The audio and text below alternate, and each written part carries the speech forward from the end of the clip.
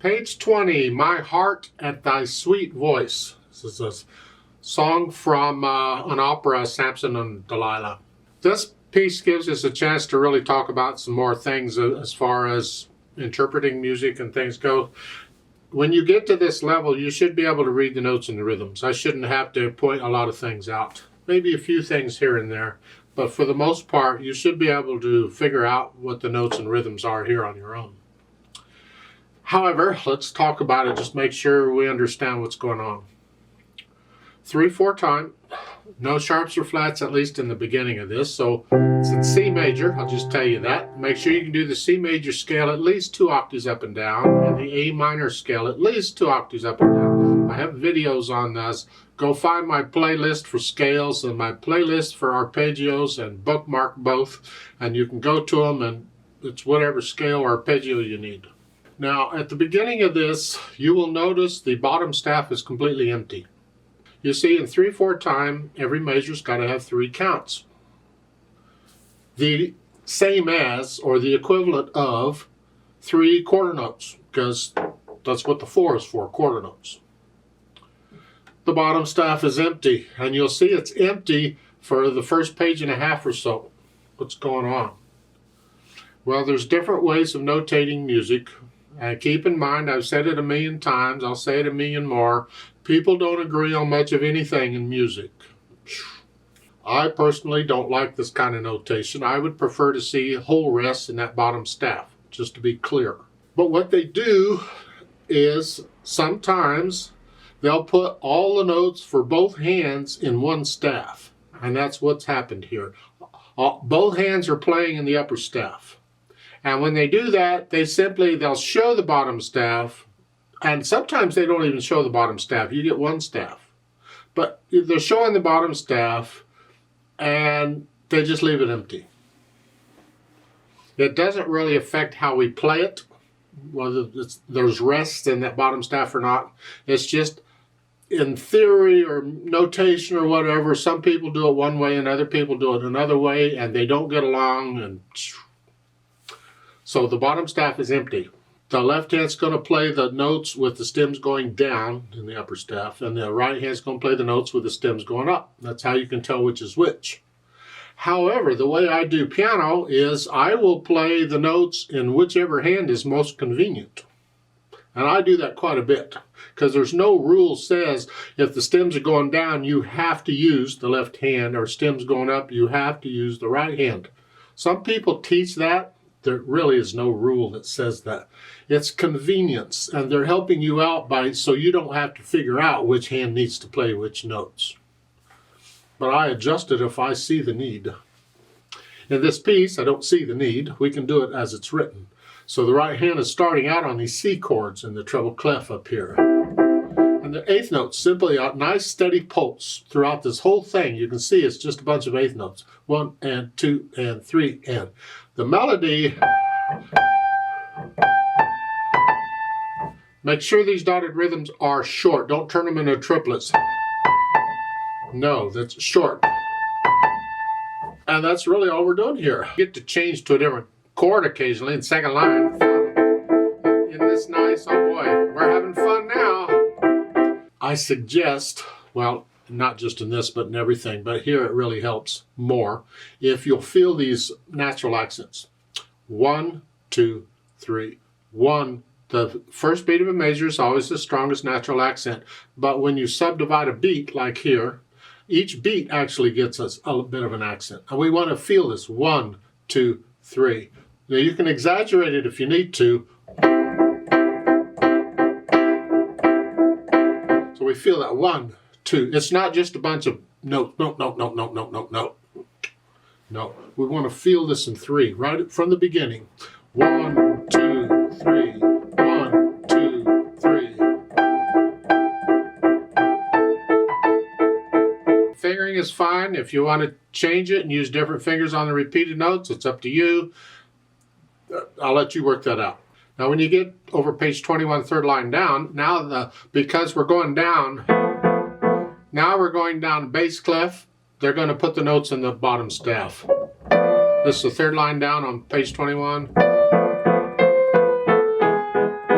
In the third measure there, they give you a natural sign in parentheses. That's a courtesy sign.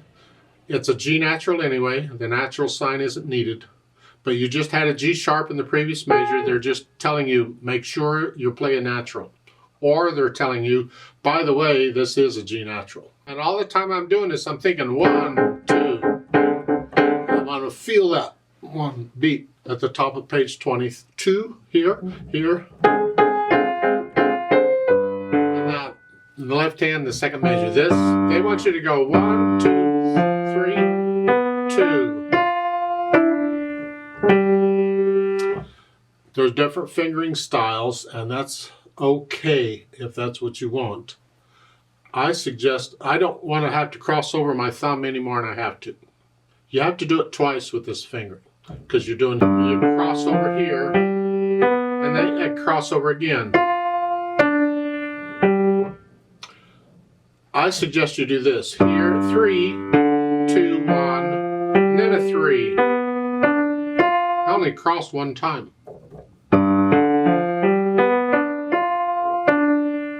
That's okay. You can end on 5th. You're going to lift up and go down. You got to lift up and go down anyway, regardless of what finger you use. It's not a fast piece. We can do this. So I suggest you do that. So starting there on 22, page 22, you figure out what 22 I'm talking about here.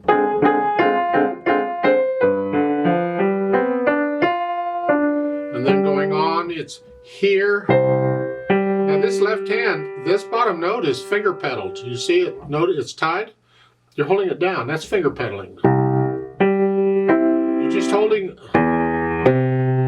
Each one of these is finger pedal. Make sure you hold them down. Again, this is a reason we learn this without pedal first. We want to hear what the fingers are doing.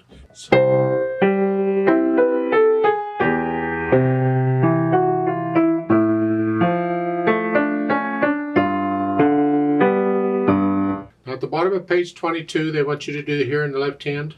Here and then here. I prefer in the second measure rather than here. I just do a 2, 1. And then a 2, and I'm right there. I can play it all connected, so that's what I'm suggesting you fingering there. At the bottom, page 22, here. 3. This way we're ready. Top of page 23 in the left hand, it's here. And hold these, both of these notes are tied, you just add the E to it. Here. So, that way all 3 notes are down for the last one, and then you're going back to it. Now, first line, last measure on page 23. Or should I say last measure of the first line? You'll figure out where I'm at. It's here and then here. There's no finger pedaling here. It's all here. This kind of pattern happens a lot in piano, where you're kind of moving around every 2 notes. And because they're so far apart, you really have to move. You can't play this connected. So we don't worry about it. We just come here. So we're in this position to this position. Just accept it. That's the way it is sometimes. But if we can, we're going to connect them. And then at the bottom, the end here, that's an E there, not a C, and cross over. And then the last measure there, both hands again are playing in the upper staff, and you see that little line with the here. That is another way in musical notation to indicate which hand is going to play which notes. When it's this way, it goes down and the little line is at the bottom of it. It's for the right hand. So they're telling you all these notes from the E are in right hand, because the little line is between the E and the C, or it's pointing at the E. That's close enough. And then the left hand's going to play that. And you'll see a finger number underneath it, a 1. That's the thumb in the left hand, so it's here. So the last 2 measures here. You could play that whole chord in the right hand. by just using extended position. But this is good practice. We're going to have to do this sometime, so I'm going to encourage you to go ahead and use this fingering. Now you'll notice at the top of page 22, at the end of the first line, the time signature changed. We went from 3/4 to common time, which is the same as 4/4. And keep in mind, people don't agree on much of anything, and some people in the past have actually insisted common time and 4/4 are not the same. You can do the research and all that if you want to and get into it, but as far as I'm concerned and what I'm teaching here, common time and 4/4 time are the same. I treat them the same. So then when we get to the second line, this is actually another song, because you'll see the double bars at the end of the first line. It's a new section. It's actually another song. Well, it's another melody. It's part of the same song. So make sure you got the fingers and the rhythms and all that stuff working out. As far as articulation goes, this is all pretty much connected. You can do the phrasing in the right hand if you want, but connect this left hand as best you can. Dynamic-wise, of course, it goes to the melody, but at the beginning, it's soft here. And when you get to here, you can either do this at medium soft, a little louder, or play this soft and come down in the left hand to go very soft. So you're going from soft to very soft. I'll leave that up to you on what you do, but this is gentle. We want to hear the melody. Keep these left hand, and that's a struggle because you got a lot going on in the left hand with 3 notes at a time constantly going, and you got this one note way up high in the right hand, and when you get on a piano, it wants to get softer anyway. So it's easy to drown out. You drown out the melody, and it'll just happen if you're not aware of it. So keep that left hand as soft as you can play it. Just really, just down, down, down. And I'm using a flex. Don't stiffen up and get tight. You can flex the wrist here.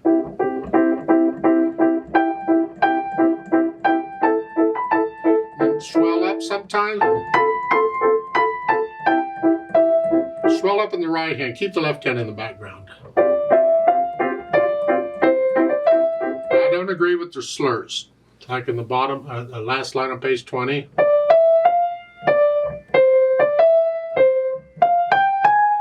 I would take that more like a 2-measure slur. Connect it.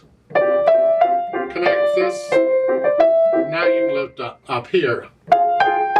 Connect. Now you can lift up.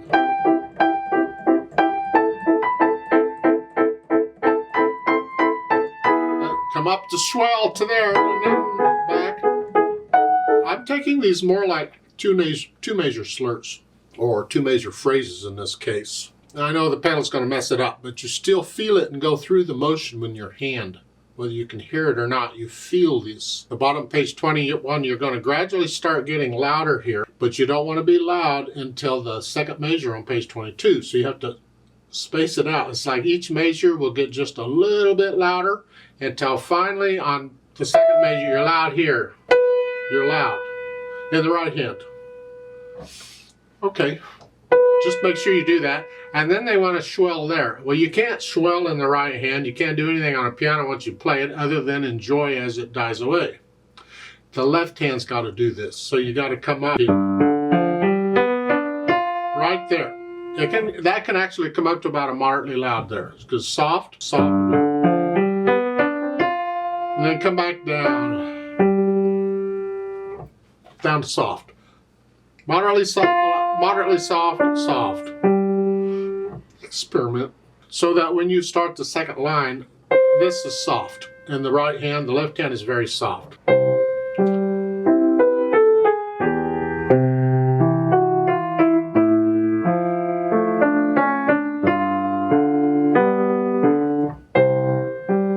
So forth. Now you got some swells in there coming down. Oh, you can read them. These swells, these hairpins we're putting in, they're really kind of telling you how to interpret the music. Get into it well enough that you can feel this, so you're not thinking about notes and rhythms and all that, and you start feeling this getting louder and softer. You want to kind of land on, careful there, or your target is whatever is in the middle of these hairpins. That's where you're at. It's like the bottom of page 22 here. There. And then again, come down. That's your target. And then come down. And all of these are about the same.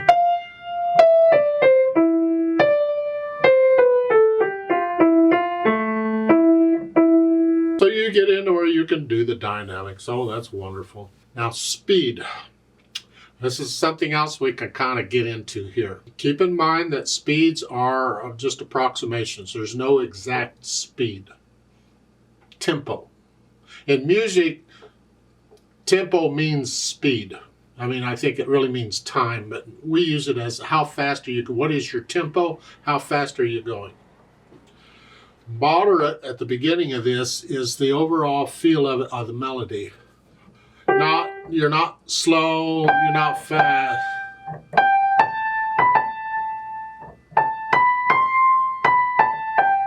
Because there's so many eighth notes in here, that slows it down a little bit. And that's the overall feel of the piece. That's kind of a nice moderato feel. Well, if I do that, 1, 2, 3.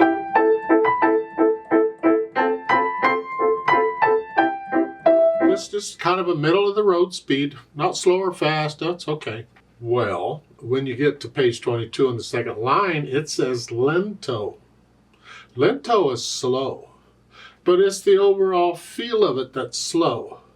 1, 2, 3. 1, 2, 3. 2, 3. Don't drag this. On piano, it doesn't work to drag it. Maybe if it's a violin or something, you can get away with it, but not on piano. So in this piece, as it works out, believe it or not, the moderato at the beginning and the lento in here and here actually work out to be about the same speed. But it's not, the feel is different, because this feels to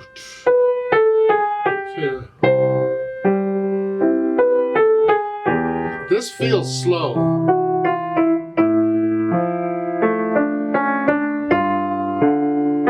Because there's fewer eighth notes in it. There's some eighth notes, but still, well, that's about how fast we were going at the beginning.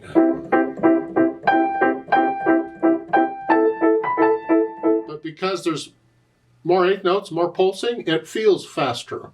That's why I'm saying the speed is the overall feel of it. The overall, it's not the speed of the beat. So in my opinion, just my opinion, this whole thing is basically the same speed, even though it feels different. Because if I wanted this lento part to feel moderato,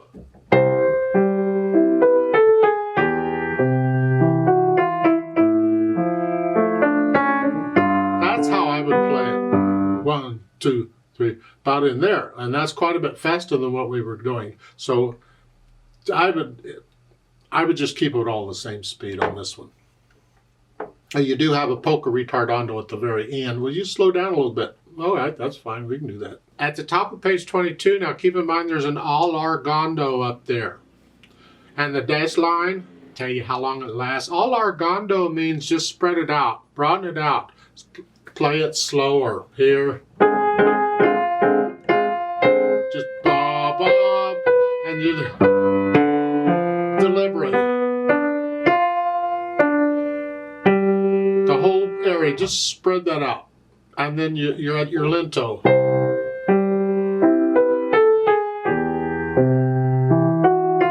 Now, this should be done by an orchestra with a person singing too. We want lots of overtones and we want to connect things. We can't connect these. We want to connect them. Make it as smooth as we possibly can. It's got a pulsing feel to it, but it's a smooth feel. It's not a choppy thing. We need pedal. And I think for the most part, their pedaling indications in here are fine just as they are. You can get away with them. It's going to be lag pedaling or syncopated pedaling, where the notes go down first and then the pedal, and you change the pedal after you play the notes each time, and it shows you when to change the pedal.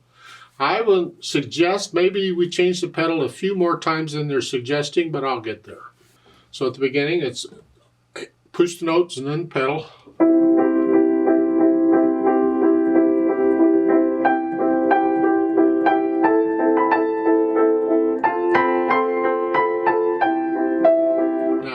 Last measure, the second line on page 20.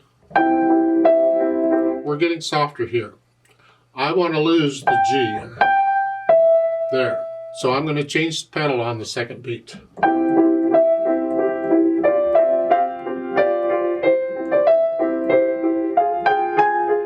And if you want to hear the phrasing, then you lift the pedal up with the right hand.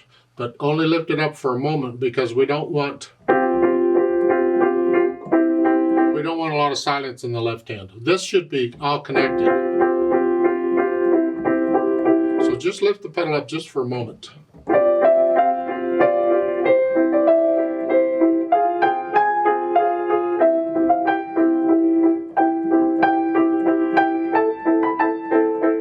On page 21, in the third line down, you're here. I'm going to lift the pedal up for the last beat here. That's a new phrase.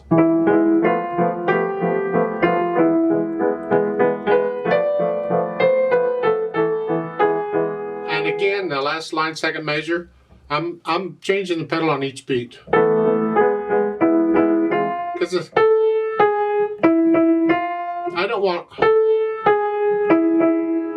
all that. So I'm changing. You have to listen to the sound, and is the pedal helping you or getting in the way? So yeah, careful on that. On page 22, second line, they don't pedal the eighth notes, and that's good. You don't want to. Just I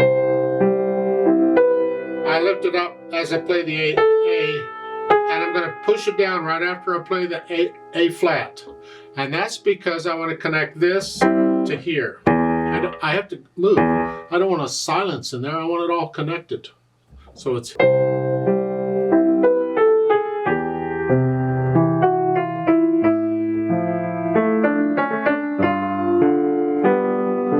So it depends on, again, listen very carefully to the sound the pedal is making, or the effect the pedal is making. And if you can,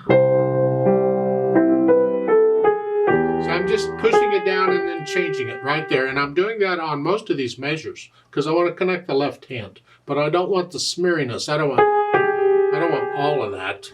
Third line down at the end of the first measure, I lift it up because it's a new phrase.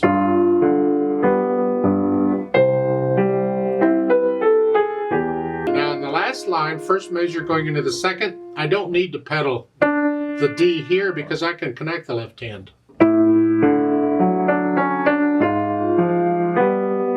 Watch out on page 23, second line, last measure. You're changing it on each beat. That's good. Otherwise it gets too blurry. So that's kind of my impression of the pedal. It's a fairly slower piece as moderato, but you have time to hear the gunkiness. So cut out the gunkiness, or at least cut it down. So it's smooth and connected, but it doesn't get blurry is what we're after. Now there's a page turn in this. So if you're going to play this for people and you don't have it memorized, you should memorize it, but okay. Well, at the end of page 21, you have here, the moment you play that in the right hand, as you're doing this on the left, you need to turn the page real quick. The pedal will keep the sound going for you. Just turn the page real. Don't mess up the beat. So you only have a little bit of time to get that page turned. Or you get somebody to turn the page for you, or best is memorize it.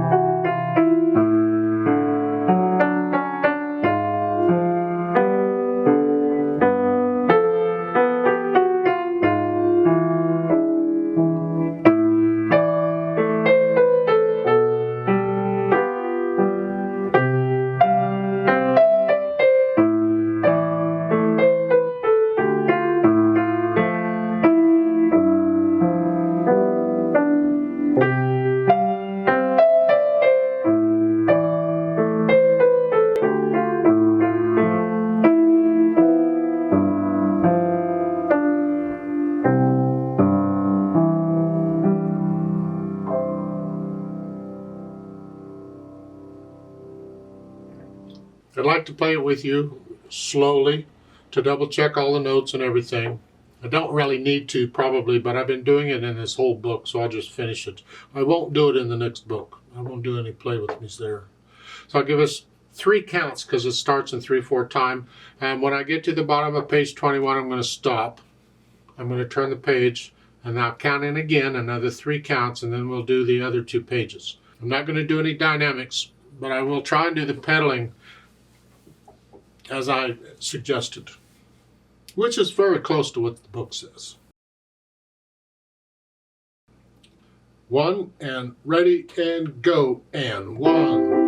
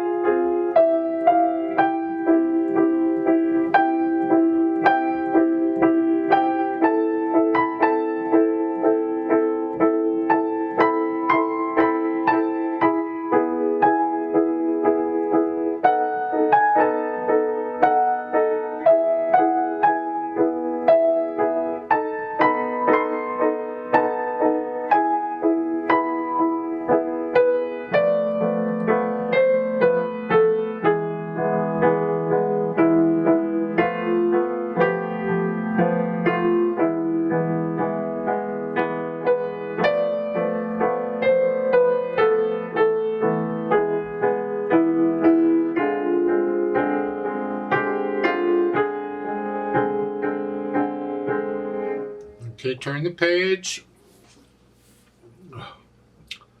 1 and ready and go, and.